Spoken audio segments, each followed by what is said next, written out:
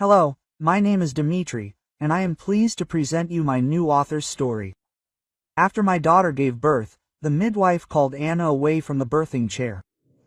Marina Petrovna had been working in this maternity hospital for 40 years, but now her hands were shaking when she took off her gloves.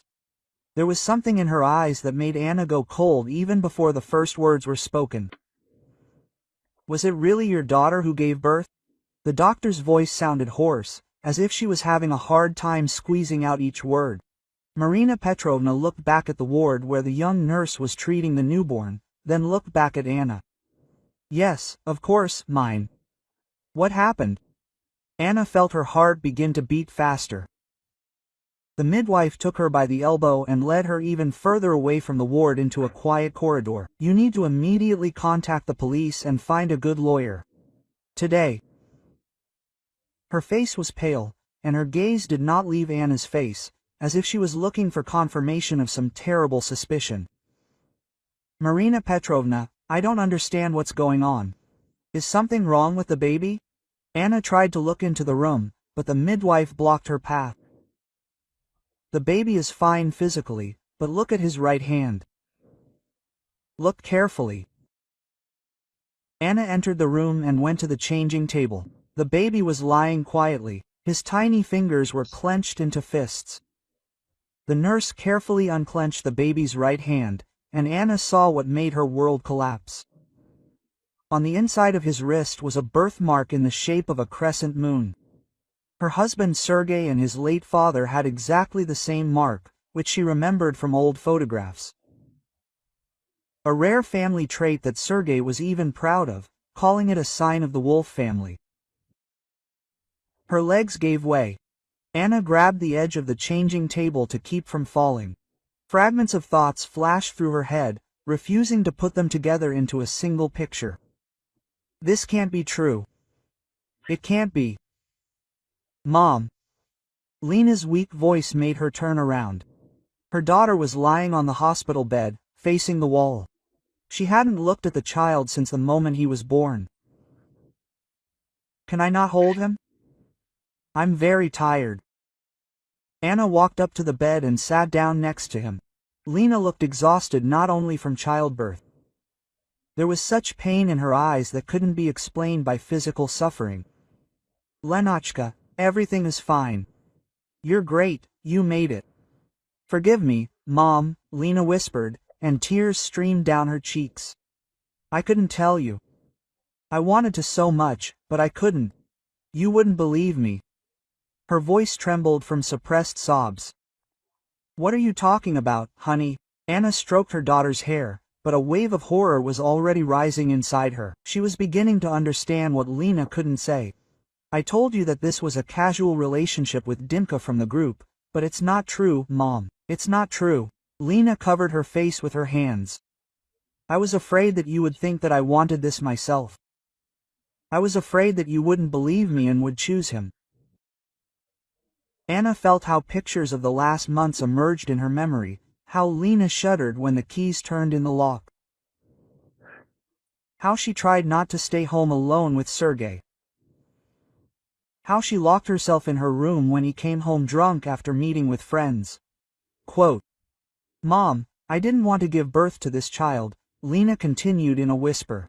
"But it was too late when I realized I was pregnant." Quote, "And he said that if I told anyone, he would kill you. He said that he had friends who would help hide the body so that no one would find it." Memories came crashing down like an avalanche, how Sergei always asked what time Lena would come home, how he offered her tea before bed, after which the girl slept so soundly that even loud sounds could not wake her. How he insisted that Anna go to her mother on weekends, leaving them alone. "He gave me something in my tea." Lena turned to her mother. And there was such pain in her eyes that Anna could not look at her. "I woke up and understood that something had happened, but I could not remember anything. I thought I was going crazy." Anna got up and, staggering, headed for the exit. Marina Petrovna tried to stop her, said something about the need to act immediately, but the words did not reach her consciousness. In the ears there was a ringing sound, and red circles swam before her eyes. She reached the entrance to the hospital and stopped near the lilac bushes. Her stomach cramped and she threw up. Then her body shook again from the realization that under their roof, in their house, this terrible crime was happening. Sergei, her husband of 5 years, the man she trusted with her daughter, who helped Lena with her studies, bought her gifts, played the role of a caring stepfather, but in reality raped her own child, threatening to kill her. Anna wiped her mouth with a trembling hand and tried to collect her thoughts. She had to act. Sergei was waiting for her at home with flowers and champagne, ready to celebrate the birth of a grandson. A grandson who was actually his son. She took out her phone, but her hands were shaking so much that she couldn't hit the buttons. One thought was spinning in her head. How could she not notice this? How could she be so blind? Her daughter was suffering next to her, and she didn't see anything. Marina Petrovna came out of the hospital and approached her. Anna Mikhailovna, you can't be alone now, and you definitely can't go home to this man. The midwife spoke firmly, but there was sympathy in her voice. In 40 years of work, I've never seen anything like this. But I know exactly what needs to be done immediately. He will kill us, Anna whispered. If they find out that we know, he will kill us. Lena was right when she was afraid to tell him. She looked at the windows of the maternity ward. My girl had lived in this hell for 3 years, and I didn't understand anything. That's why we need to act quickly and correctly. Marina Petrovna put her hand on her shoulder. I know an investigator, a good man, a father of 3 daughters. He will help do everything right. Anna nodded, not trusting her own voice. Fury and despair were battling inside her, fury at Sergei for what he had done to Lena, and fury at herself for not being able to protect her own daughter. Anna had been sitting in her car in the hospital parking lot for over 2 hours. The keys were on her lap, but she couldn't bring herself to start the engine. Every time she tried to imagine how she would enter the house and see Sergei, her hands began to shake even more. Snippets of the conversation with Lena, Marina Petrovna's words, the image of a tiny birthmark were spinning around in her head.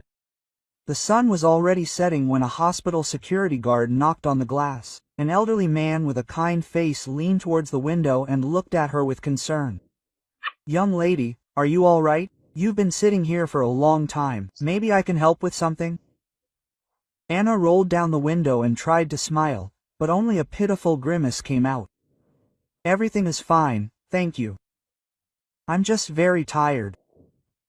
She wiped her tears with the back of her hand. The guard nodded understandingly. I have grandchildren too. I know how exciting it is, but she had to go home, her family was waiting. He was right, Sergei was probably already worried about why she was taking so long to return. Anna started the car and slowly drove out of the parking lot. On the way home, she stopped several times at red lights that had long since turned green. Other drivers honked, but she seemed to be in a fog. One thought was pulsing in her head. How would she look him in the eye, knowing what she now knew? As she approached the house, she saw that the lights were on in the windows. Sergei was home and waiting for her. Anna parked and sat in the car for another minute, gathering herself together. She needed to act as usual, at least until she figured out what to do next. The door swung open as soon as she touched the handle. Sergei was standing in the hallway with a huge bouquet of red roses and a bottle of champagne in his hands. There was a wide smile on his face, his eyes shining with joy. How is our baby? Did everything go well? How is Lena feeling? He looked like a model family man, ready to celebrate the birth of his grandson. Everything is fine. Anna squeezed the words out of herself with difficulty. The boy is healthy. Lena was tired, but that was natural. She tried not to look him in the eyes, taking off her jacket with trembling hands. Sergei did not notice this. He was too excited by the news. And I had already cooled the champagne and bought flowers for our mommy. He hugged her by the shoulders, and Anna barely restrained herself from recoiling. Tomorrow morning we will go to the hospital, we will congratulate Lena properly. Maybe we should buy some nice stroller or a crib. What do you think? I need to take a shower. I'm very tired. Anna freed herself from his embrace and headed for the bathroom. Let's talk about everything tomorrow. I just can't today. Sergei watched her leave with a puzzled look, but did not insist. In the bathroom, Anna locked the door and turned on the water to drown out the sounds. Her hands were shaking as she dialed her sister's number. Olga answered after the first ring. Anya, how are you? Arlenka has already given birth.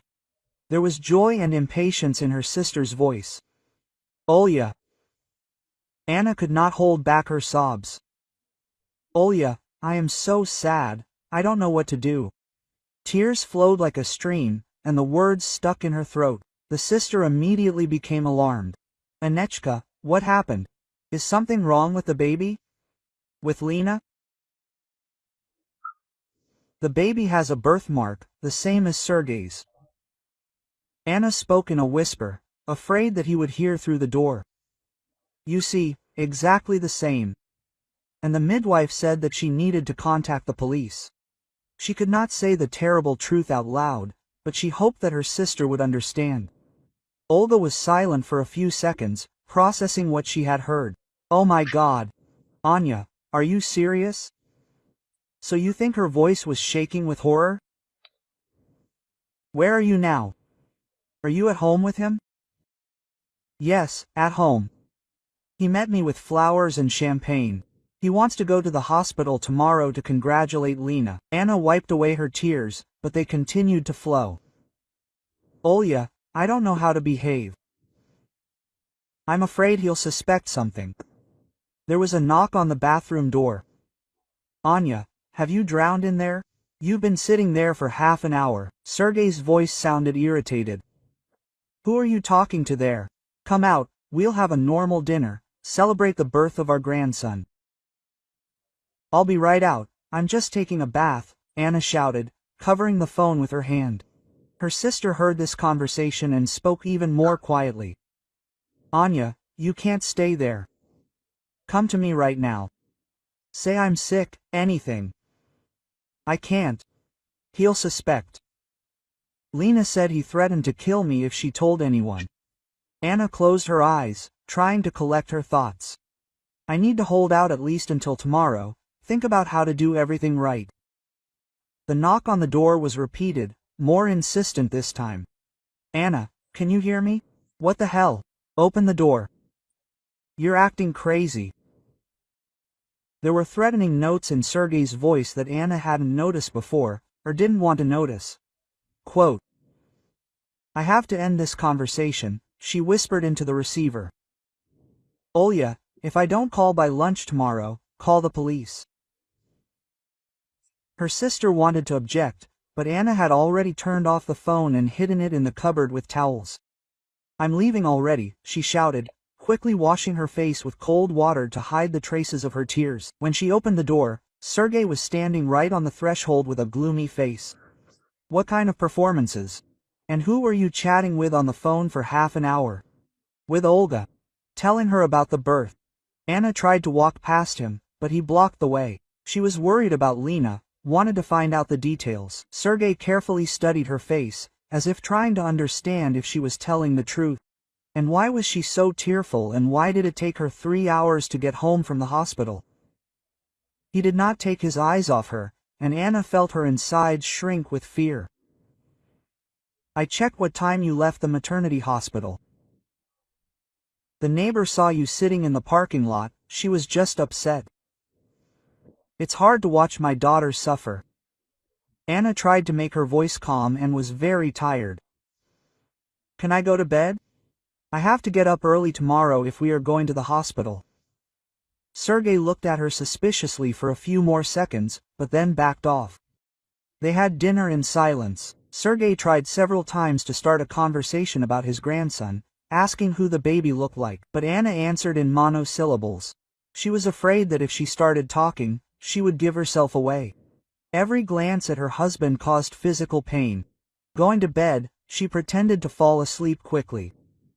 She lay motionless, breathing evenly, but in fact she was watching Sergei. He tossed and turned for a long time, muttered something under his breath, got up several times and checked his phone.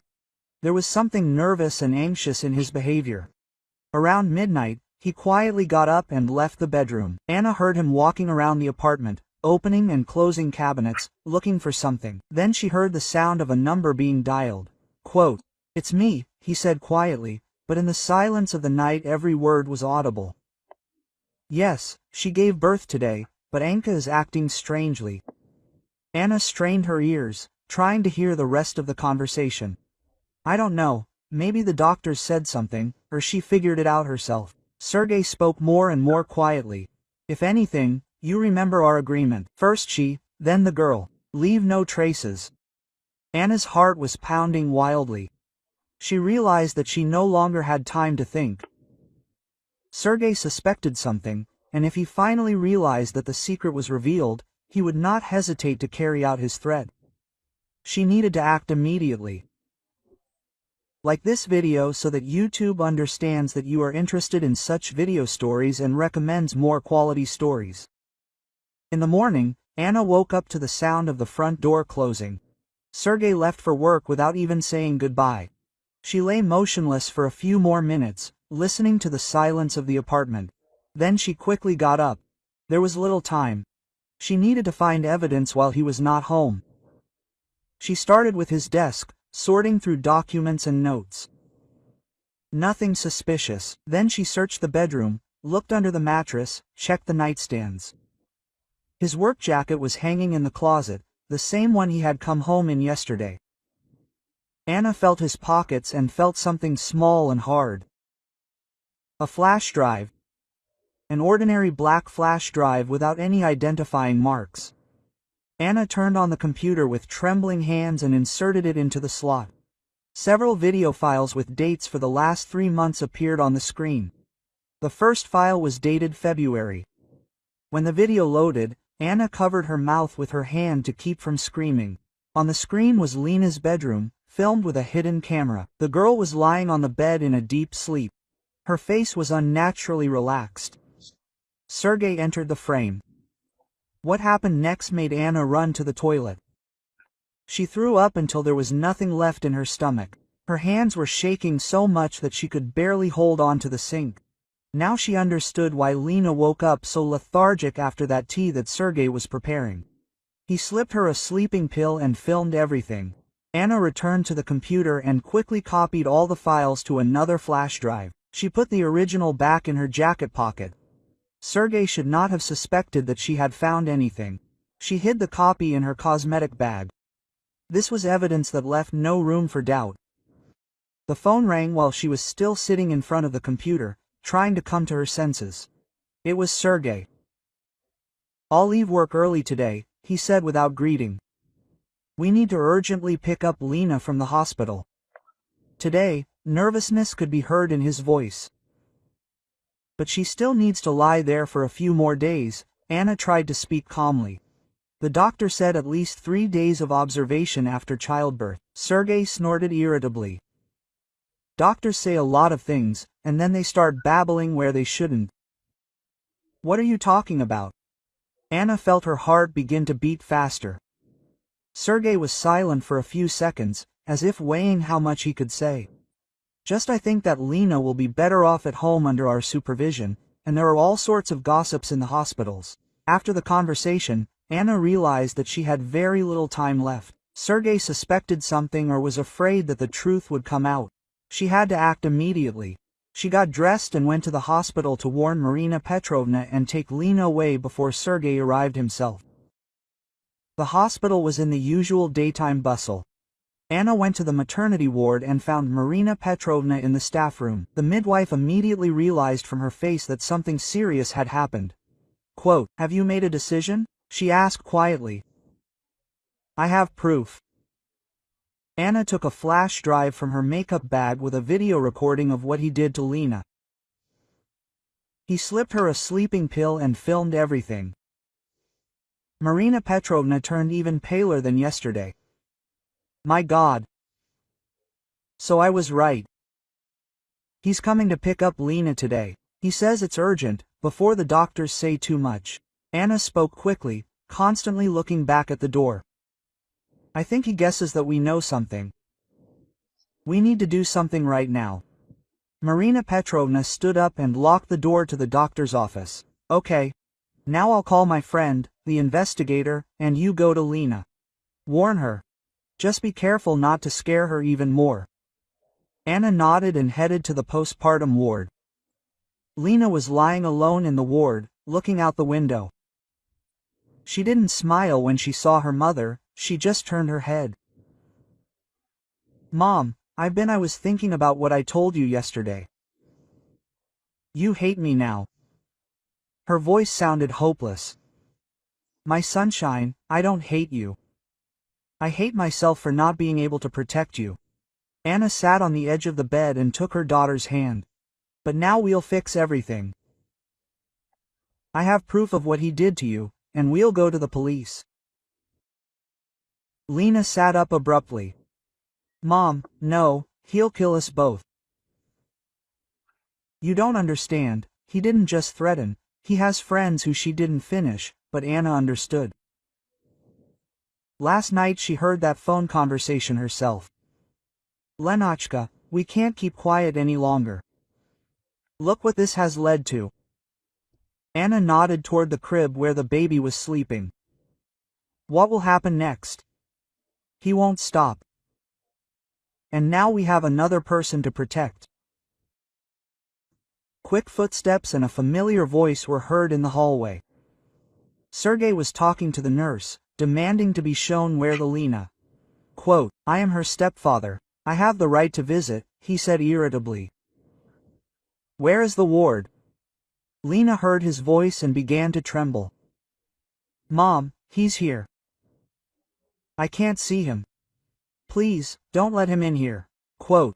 She tried to hide under the blanket, but the door of the ward had already opened. Sergei entered with a bouquet of flowers and a wide smile, but when he saw Lena's reaction, his face changed. The girl began to scream and thrash about hysterically, pushing the air away with her hands, as if defending herself from an invisible enemy. No, take him away, don't let him near me. Lena, what's wrong with you? It's me, Sergei. I came to congratulate you. He tried to come closer, but the girl screamed even louder. The nurses came running at the noise, trying to calm the woman in labor, but Lena continued screaming. He shouldn't be here. Throw him out. Marina Petrovna entered the ward with a serious face. She looked at Sergei, then at the hysterically sobbing Lena, and everything became clear. Quote, you need to get out, she said firmly. You're scaring the woman in labor. What nonsense. I'm her father. I have rights. Sergei tried to push the midwife away, but she didn't back down. Quote, you have no rights, Marina Petrovna said, taking a photograph out of her pocket. Especially after what I know. The photograph showed a picture of a child's hand with a crescent-shaped birthmark. Sergei looked at the picture and his face turned white as chalk. Quote, where did you get this? He whispered. This is a photograph of your newborn son's hand. Marina Petrovna spoke calmly, but there was steel in her voice. The same child your stepdaughter gave birth to after you raped her. Sergei lunged at the midwife and grabbed her by the throat. Quote, shut up, you old fool, you don't know anything. His eyes were wild with rage and fear. If you tell anyone, I'll kill you and your entire family. Understand? Anna screamed and ran to the door. Help! Security! He's killing the doctor. Her screams echoed down the hallway. Security guards ran into the room, and medical staff, but Sergei continued to strangle Marina Petrovna, repeating his threats. He was pulled away by force, but he continued to shout, this is all a lie. Lena seduced me herself. She is depraved, like all women, and the child is itself proof of her depravity. The guards twisted him and led him to the exit, but he struggled and continued to shout accusations. Marina Petrovna sat on a chair, massaging her throat. Quote, now we have witnesses to his threats, she said hoarsely in his confession. That will be enough along with the video recordings. Anna nodded, still trembling from what she had seen. Lena gradually calmed down, realizing that Sergei could no longer reach her. Quote, "Mom, he'll definitely kill us now," she whispered. "He won't forgive us for exposing him." "No, honey. He won't kill anyone now." She hugged her daughter. "Now they'll put him in jail, where he belongs. And we'll live in peace." An hour after the incident, a middle-aged man in civilian clothes approached Anna at the hospital. Mikhail Kuznetsov introduced himself as a district police officer and said that Marina Petrovna had told him about the situation. When he gave his last name, Anna shuddered. It was the last name of an old friend, her late first husband, Lena's father. Quote, "Are you, Mishka Kuznetsov, the same one who was friends with my Alexei?" she asked with disbelief. The district police officer smiled sadly. "Yes, it's me. I remember how you and Lyosha got married. I remember how Lenka was born. And then he died in that accident." His voice became quieter. "I never thought I'd meet you under such circumstances." Anna took the flash drive out of her makeup bag with trembling hands. "Mikhail, I have proof that Sergei made videos with Lena. I can't look at them, but they are there." The district police officer took the flash drive and carefully hid it in his breast pocket. "Anna, I understand how hard it is for you, but these recordings are exactly what we need for the case. What will happen now?" "Sergei threatened to kill us all if the truth comes out." Anna looked back at the ward where Lena was lying. "He has some friends. He talked to someone on the phone last night. He talked about an agreement, about leaving no traces." Mikhail frowned. "We will provide you with protection. In the meantime, you can't go home. There's a place to spend the night." Anna nodded to her sister. "But I need to pick up things from the house, documents." The district police officer shook his head. "No way. I'll move out myself, take everything I need. Give me the keys and a list of what I need." While Mikhail was driving to their house, Anna sat next to Lena and held her hand. Her daughter looked exhausted, but for the first time in a long time, hope appeared in her eyes. "Mom, what if he finds a way to get free? What if his friends?" Anna stroked her hair. "Don't think about it. Mikhail is a good man. He was your father's friend. He will protect us." The district police officer returned 2 hours later with a large bag.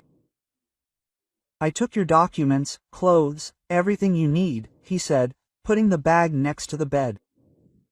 "And I also left something for Sergei." He took a piece of paper out of his pocket, a note, just 3 words. "I know everything." Anna imagined Sergei entering house and sees empty cabinets, and then finds this note. He'll be furious. Maybe I shouldn't have provoked him like that. Mikhail shook his head. "On the contrary, I should have. When such people understand that they've been exposed, they start making mistakes, and we need his mistakes." The next day, an investigator came to Lena, a young woman with kind eyes and a calm voice. Elena Viktorovna patiently listened to the whole story, writing down the testimony. Lena told the story quietly, often pausing, but not omitting details. "It all started 3 years ago, when I turned 17. At first, he would just come into my room without knocking, then he started complimenting me on how beautiful I was." Lena spoke while looking out the window. "Mom worked late, and we often stayed home alone. He said that there was a special connection between us, that I understood him better than Mom." The investigator nodded, continuing to write, and when the coercion began, Lena clenched her fists. "Last year he started giving me tea with something. After that I would fall asleep so soundly that I didn't remember anything, but I would wake up and feel that something had happened, my body was aching, my underwear was wrong." Quote, "Why didn't you tell your mother?" asked the investigator, softly. Lena turned to Anna with tears in her eyes. "He said that if I told anyone, he would kill my mother. He showed photos of our house, said that he knew what time she came home from work, which route she took to the store, and then said that he had friends who would help hide the body." Anna felt everything inside her shrink with pain. Her daughter had lived in this nightmare for 3 years, fearing for her mother's life. "And when did you realize you were pregnant?" continued the investigator. Lena covered her face with her hands. 4 months ago. I wanted to have an abortion, but it was too late. And he was happy, said that now we would have a common secret forever. That evening, Mikhail called Anna. Sergei came home. Nearby neighbors heard him screaming and breaking dishes. Then he went somewhere. We are watching him, but so far he is not doing anything illegal. Anna was sitting in her sister Olga's apartment and trying to calm down. Quote, "Anya, maybe it would be better for us all to go somewhere far away," Olga suggested, pouring tea. "I have friends in another city, we can stay with them." Quote. Anna shook her head. "No, we need to finish this, otherwise he will always be looking for us." Around midnight, there was a knock on Olga's door. Quietly at first, then louder. "Open up, I know you're there," a familiar voice shouted. Sergei somehow found out his sister's address and came for them. Olga quickly locked the door with all the locks and the chain. "Anna, come out, we'll talk like civilized people." Sergei pounded on the door with his fists. "You're my wife, Elena is my daughter, you are my women, and no one has the right to take you away from me." There was madness in his voice. Olga was already dialing the police when the door shook from a powerful blow. Sergei was trying to knock it down. Quote, "If you don't open up, I'll break down this door," he screamed. "And then I'll find you all and show you what happens to traitors." Anna grabbed Olga by the hand. "Call quickly, he's about to burst in." My sister dialed the emergency services with trembling fingers. "The police. A man with a knife is breaking into our door, threatening to kill us." She gave the address, and Sergei continued to pound on the door. "I see the light in the windows. I know you're there," he screamed. "Anna, you destroyed our family. Lena, the depraved girl, she seduced me herself. And now you want to make me guilty." His voice was becoming more and more hysterical. Olga locked herself in the bedroom and continued talking to the dispatcher, and Anna stood at the door, listening to the delirium of her ex-husband. "The child is proof of her depravity," Sergei screamed. "She wanted this, asked me, and now she's made up this story about coercion." Sirens were finally heard. Police cars pulled up to the house, and soon heavy footsteps were heard on the stairs. Quote, "Freeze! Hands up!" the police officers shouted. Sergei tried to resist, but they quickly pinned him down. Quote, "It's all a lie," he shouted as he was led out in handcuffs. "Lena seduced me herself. She's depraved, like all women. The child is proof that she wanted this." His voice echoed throughout the entrance. Mikhail went up to their apartment after Sergei had already been taken away. Quote, "Now he's definitely not going free," he said wearily. Threats, an attempted break-in, resisting arrest, plus video recordings and Lena's testimony. That's enough for a serious sentence. Anna sank into a chair, feeling the tension of the last few days ease off her. Quote, "So it's all over?" she asked. Mikhail nodded. Quote, "Yes, Anna, you can sleep peacefully now. Sergei will not hurt anyone again." If you like this story, subscribe to the channel so you don't miss new videos. The trial took place in a small district courtroom. Anna sat in the front row next to Lena, who was holding her 3-month-old son in her arms. The girl looked pale, but determined. She was ready to see the case through to the end. Sergei sat at the defendant's table, avoiding looking in their direction. Sergei's lawyer, an elderly man with a gray mustache, began his speech by trying to discredit Lena. "Gentlemen of the jury, before you is a young woman who is trying to shift responsibility for her actions onto an innocent person," he said, pointing at Lena. My client claims that she was coerced, but where is the evidence of this coercion? She lived in the same house with the accused for 3 years. For 3 years she had the opportunity to seek help, to tell her mother to go to the police, the lawyer continued. But she did not do this. Why? Because there was no coercion. There was consensual sex between adults. The prosecutor stood up and objected. Dear members of the jury, we have irrefutable evidence of what happened in the defendant's home. She picked up the flash drive. The video recordings made by the defendant himself clearly show that the victim was unconscious during the crimes. When fragments of the video recordings began to be shown in the courtroom, several jurors turned away. On the screen, you could see Lena lying motionless, her eyes closed, her breathing shallow. Sergei, on the other hand, was fully conscious and clearly understood what he was doing. As you can see, there can be no talk of any consent, the prosecutor said. The lawyer tried to object. These recordings could be fake. Nowadays, technology allows it, but the judge stopped him. The examination confirmed the authenticity of the recordings. Continue questioning the witnesses. Quote, Marina Petrovna approached the stand. The midwife looked agitated, but she spoke clearly and confidently. Over 40 years of working in a maternity hospital, I have delivered thousands of babies, she started. But I have never had a case like this. When I saw a birthmark on the baby's hand, I immediately realized that something was wrong. Tell me more about the birthmark, the prosecutor asked.